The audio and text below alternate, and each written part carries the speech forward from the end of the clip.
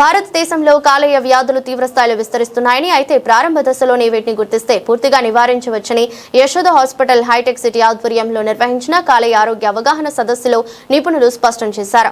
ఈ సందర్భంగా హాస్పిటల్ జీర్ణకోశ కాలేయ వ్యాధుల నిపుణులు డాక్టర్ గోపి శ్రీకాంత్ మాట్లాడుతూ, ఊబకాయం, మధుమేహం వల్ల వచ్చే ఫ్యాటీ లివర్ సమస్యలు, మద్యపాన అలవాటు, హెపటైటిస్ బి మరియు సి వైరస్ ఇన్ఫెక్షన్లు, పర్యవేక్షణ లేని మందుల వాడకం వల్ల దీర్ఘకాలిక కాలేయ వైఫల్యాలు సంభవిస్తున్నాయని వివరించారు. కాలేయ వ్యాధులు చాలా ఏళ్ల పాటు ఎలాంటి బాహ్య లక్షణాలు లేకుండానే లోపల తీవ్ర నష్టాన్ని కలిగిస్తాయని హెచ్చరించారు. కళ్ళు పసుపు రంగులోకి మారడం, పొట్ట లేదా కాళ్ల వాపు, రక్తపు వాంతులు, నల్లటి మలం, విపరీతమైన నిద్రమత్తు, గందరగోళం కారణం లేకుండా బరువు తగ్గడం వంటి సంకేతాలు కనిపిస్తే వెంటనే వైద్యులను సంప్రదించాలని సూచించారు. కార్యక్రమంలో హాస్పిటల్ ప్రతినిధులు విసాయ్ కిరణ్, కోస్తా ప్రాంత బృంద నాయకులు ఎస్వివి రామకృష్ణ, ఇతర అధికారులు పాల్గొన్నారు. నమస్తే అండి, నేను డాక్టర్ గోపి శ్రీకాంత్. నేను medical gastroenterology, liver diseases expert, Yashoda hospital Hitec సిటీలో వర్క్ చేస్తాను. నేను ముందు all India Institute of Medical Sciences ఢిల్లీలో ఫ్యాకల్టీగా వర్క్ చేసేవాడిని. తర్వాత గత 3 సంవత్సరాలుగా యశోద హాస్పిటల్ హైటెక్ సిటీలో వర్క్ చేస్తాను. మాది నేటివ్ ఏలేశ్వరం, ఇక్కడ ఊరే మాది. సో ఈరోజు మనం కలిసిన దానికి ముఖ్య కారణం ఏంటంటే, మన భారతదేశంలో అలాగే మన ఆంధ్రప్రదేశ్లో కూడా లివర్ వ్యాధుల యొక్క సంఖ్య రోజు రోజుకి పెరుగుతుంది. సో మనం దీన్ని ఎలాగ తెలుసుకోగలం, ముందుగా ఏ జాగ్రత్తలు తీసుకోవడం వల్ల ఇటువంటి జబ్బుల్ని మనము పెరగకుండా ఆపగలం అన్నది మాట్లాడుకోవడం కోసమనే కలిసాం. లివర్ వ్యాధులు ముఖ్యంగా ఫ్యాటీ లివర్ అని అందరూ వినే ఉంటాం. ఫ్యాటీ లివర్ డిసీజు, లేదా ఆల్కహాల్ తీసుకోవడం వల్ల, మందు తీసుకోవడం వల్ల వచ్చే లివర్ వ్యాధులు, లేదా infections, hepatitis B, hepatitis C infection వల్ల వచ్చే లివర్ వ్యాధులు, లేదా మనం ఆయుర్వేద మందులు, హోమియోపతి కానీ లేదా ఇంగ్లీష్ మందుల వల్ల కూడా లివర్ డ్యామేజ్ అవ్వచ్చు అప్పుడప్పుడు. అంటే డాక్టర్ పర్యవేక్షణ లేకుండా ముందుగా మనమే తీసేసుకుంటాం, అప్పుడు కానీ లివర్ కూడా డ్యామేజ్ అవ్వచ్చు. అటువంటి దానివల్ల వచ్చే లివర్ డ్యామేజ్లు ఇవి ముఖ్య కారణాలు మనకి లివర్ ప్రాబ్లమ్స్ వచ్చిన దీంట్లో భారతదేశంలో అతి ముఖ్యంగా మనం మాట్లాడుకోవాల్సినవి 3. ఒకటి ఫ్యాటీ లివర్, ఏది బరువు ఎక్కువ ఉండడం వల్ల, షుగర్ ఉండడం వల్ల వచ్చేది ఒకటి. 2 హెపటైటిస్ బి, సి అని ఇన్ఫెక్షన్ వల్ల వచ్చేది ఒకటి. 3 ఏమో మనకి ఆల్కహాల్, మందు ఎక్కువ కన్జ్యూమ్ చేయడం వల్ల వచ్చే వ్యాధి ఒకటి. ఈ 3 చాలామంది నాకు ఏమీ ఇబ్బంది లేదు, నేను ఆల్కహాల్ తీసుకుంటాను, ఏం అవ్వదు, నాకేం అవ్వట్లేదు అంటారు. కానీ మొదటి కొన్ని సంవత్సరాల దాకా లివర్ డ్యామేజ్ అయినా సరే దాని యొక్క సిమ్టమ్స్ కానీ మనకి లక్షణాలు కానీ బయటపడవు.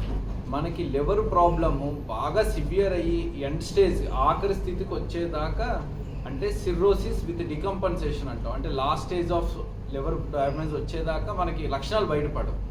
తర్వాత వచ్చే లక్షణాలు ఏముంటాయంటే, కాల్లో వాపు రావడం, కడుపు పొంగిపోవడం, నీరు పట్టేసి, లేదా రక్తం వాంతులు అవ్వడం కానీ, లేదా జాండిస్ పచ్చకారులు రావడం కానీ, లేదా స్పృహ కోల్పోవడం కానీ, ఇవన్నీ జరుగుతాయి. ఇలాంటిది ఏదైనా వచ్చిందంటే లివర్ వ్యాధి ఉందా లేదా అని ప్రతి ఒక్కరు తప్పకుండా చెక్ చేయించుకోవాలి. కానీ ఇదంతా లేట్ స్టేజ్లో జరుగుతుంది అనమాట. అంతకు రాకుండా ముందుగా కొంతమంది అల్ట్రాసౌండ్ వేరే కారణాలకు చేయించుకోవడం, ఫ్యాటీ లివర్ ఉందండి, అరే అందరికీ ఉంటుంది కదా అని పట్టించుకోరు. భారతదేశంలో ప్రతి 3లో ఒకటి ఫ్యాటీ లివర్ ఉంది. చాలా దురదృష్టశాత్తు పిల్లల్లో కూడా ఈ ఊబకాయం పెరగడం వల్ల ప్రతి 3 పిల్లల్లో ఒకరికి ఈ ఫ్యాటీ లివర్ ఉంది.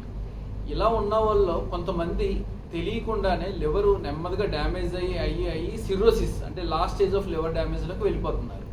సో మీకు అల్ట్రాసౌండ్లు ఎవరికైనా ఒక వ్యక్తికి వేరే కారణాల వల్ల చేయించినప్పుడు లోపల ఫ్యాటీ లివర్ కానీ ఉందని తెలిస్తే వెంటనే జాగ్రత్త పడాలి. ఏం చేయాలి? ఉన్న బరువు తగ్గాలి, తీసుకునే ఆహారంలో షుగర్ కంటెంట్ తగ్గించాలి, ఒకవేళ షుగర్ ఉంటే షుగర్ చాలా స్ట్రిక్ట్గా కంట్రోల్లో పెట్టుకోవాలి. ఇవన్నీ చేయడం వల్ల మీ ఫ్యాటీ లివర్ డ్యామేజ్ అవ్వకుండా మనం కాపాడుకోగలుగుతాం. ఫ్యాటీ లివర్ అన్నది 100% రివర్సిబుల్.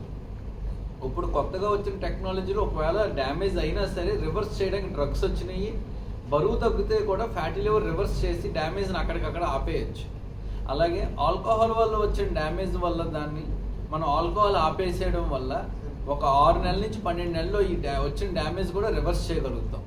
అలాగే హెపటైటిస్ బీసీ ఇన్ఫెక్షన్ ఉందనుకోండి, ఒకప్పుడు కన్నా ఇప్పుడు వచ్చే వైద్యం కారణంగా ట్రీట్మెంట్ సుమారుగా అందరిలోనే వైద్యం జరుగుతుంది, డ్యామేజ్ కూడా రివర్స్ చేయగలం. దీన్ని రీకంపన్సేషన్ అంటాం, అంటే జరిగిన డ్యామేజ్ని రివర్స్ చేయగలుగుతున్నాం అన్నమాట. ఇవన్నీ కొంతమంది ఏంటంటే, మనకి ఒక స్థాయి ఆఫ్ డ్యామేజ్ దాటిన తర్వాత ఇంక రివర్స్ అవ్వదు. అంత సివియర్ డ్యామేజ్ అయిన వాళ్ళకి ఒకప్పుడు చాలా 100 మందిలో 100 మంది సంవత్సరం 2 సంవత్సరాల్లో డెత్ అయ్యేదన్నమాట. కానీ ఇప్పుడు లివర్ ట్రాన్స్ప్లాంటేషన్ అన్నది జరుగుతుంది.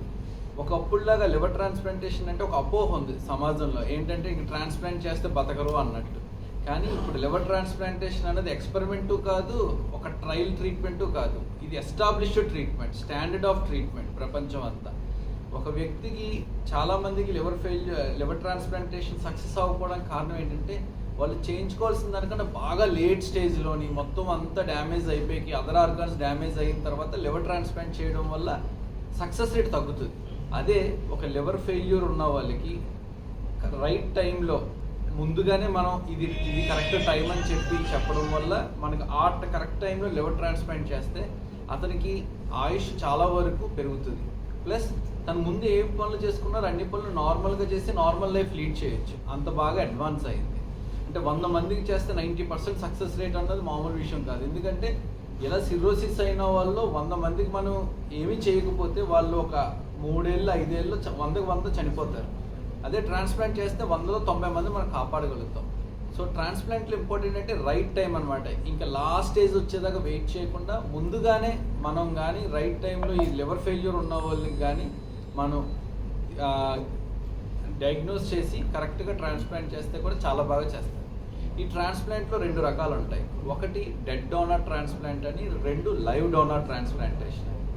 డెడ్ డోనర్ అంటే మనకి ఈ ఆర్గాన్స్ డొనేషన్ అంటాం కదా, ఎవరైనా బ్రెయిన్ డెడ్ అయిన పేషెంట్ వాళ్ళ కుటుంబం అనుమతి ఇచ్చిన తర్వాత వాళ్ళు ఆర్గాన్స్ ఇస్తారనమాట. దాని నుంచి వచ్చేదాన్ని డెడ్ డోనర్ లివర్ ట్రాన్స్ప్లాంటేషన్ అంటాం అనమాట. అలా చేస్తాం. ఇంకొకటి లైవ్ డోనర్. లైవ్ డోనర్లో కూడా ఫర్ ఎగ్జాంపుల్ మనకి నార్త్ ఇండియాలో చాలా ఎక్కువ జరిగేవి లైవ్ డోనర్ లివర్ ట్రాన్స్ప్లాంటేషన్. అది సక్సెస్ రేట్ ఎక్కువ. అందులోని మనం డోనర్కి ఏదో అవుతుందని భయపడతాం, కానీ డోనర్ ముందుగానే తన ఆరోగ్య పరిస్థితులన్నీ చూసి ఎథికల్గా, అంటే జీవన్ దాన్ ప్రోగ్రామ్ ఉంది మనకి, అందులో రిజిస్టర్ అయ్యి కరెక్ట్గా ఫ్యామిలీ మెంబర్స్ ఎవరైనా ఇవ్వడానికి వస్తే వాళ్ళని కరెక్ట్గా ముందు వీళ్ళు ఫిట్టా కాదా అని చెక్ చేసి చేయడం వల్ల డోనర్కి ఎటువంటి హాని జరగదు. ఎందుకంటే డోనర్ లివర్ ఇచ్చిన తర్వాత మళ్ళీ డోనర్లో తీసేసిన లివర్ మళ్ళీ రీగ్రో అయిపోతుంది. మనం పెట్టిన రిసిపియంట్కి కూడా మళ్ళీ లివర్ కూడా ఇచ్చిన కొంతపాటు మళ్ళీ డబుల్ సైజ్ అవుతుంది. సో మళ్ళీ ఏదైతే లివర్ డోనర్ ఇస్తాడో అది రీగ్రో అయిపోతుంది, నార్మల్ సైజ్కి వచ్చేస్తుంది. దానివల్ల ఎటువంటి సైడ్ ఎఫెక్ట్స్ ఉండవు అనమాట డోనర్. ఇది అడ్వాన్స్డ్ ట్రీట్మెంట్. కానీ మనం అందరం సమాజంలో తీసుకెళ్లాల్సిన మోస్ట్ ఇంపార్టెంట్ ఇన్ఫర్మేషన్ ఏంటంటే, అతి ముఖ్యమైన ఇన్ఫర్మేషన్, ఈ లివర్ డిసీజ్ ఆ స్థాయి ట్రాన్స్ప్లాంట్ అవసరమైన స్థాయి దాకా తీసుకురాకూడదు. మనం ముందుగానే మన ఒక అవగాహనతోటి దీన్ని లివర్ డ్యామేజ్ అవ్వకుండా చూసుకోవాలి. దానికి ఏం చేయాలి? 1 ఏంటి, ఆల్కహాల్ కానీ వీటికి చాలా దూరంగా ఉండాలి. 2 మనం హెపటైటిస్ సి కానీ బి కానీ ఇన్ఫెక్షన్ ఉంటే వాడిని వెంటనే వైద్యం చేయించుకోవాలి. 3 మనం బరువుని కంట్రోల్లో పెట్టుకోవాలి. బరువు వల్ల కేవలం షుగరో రావడం కాదు, ఫ్యాటీ లివర్ రావడం, లివర్ డ్యామేజ్ అవ్వడం కూడా అవుతుంది. ఇప్పుడు యూరోప్, USA వాటిల్లోని ఈ ఫ్యాటీ లివర్ వల్ల వచ్చే లివర్ డ్యామేజ్ అంటే అతి ముఖ్యమైన కారణం అన్నమాట లివర్ డ్యామేజ్. సో బరువు తక్కువగా ఉండడం, రోజు ఎక్సర్సైజ్ చేయడం, అలాగే అతి ముఖ్యంగా డాక్టర్ పర్యవేక్షణ లేకుండా ఈ డ్రగ్స్ తీసుకోకూడదు, మాత్రలు అవి. అంటే ఆయుర్వేదిక్ కానీ హోమియోపతి కానీ, చాలామంది సిరోసిస్ ఈ లివర్ డ్యామేజ్ ఉన్న వాళ్ళు మనకి ఇక్కడ చాలా ఈస్ట్ గోదావరిలో ఇంకా కామన్ అది. అక్కడికి వెళ్ళి మందు తీసుకుంటారు, చెట్ల మందు అని చెప్పి, లేదా ఆయుర్వేదిక్ కానీ. వాటి వల్ల డ్యామేజ్ పెరగడమే తప్ప తగ్గడం జరగదు.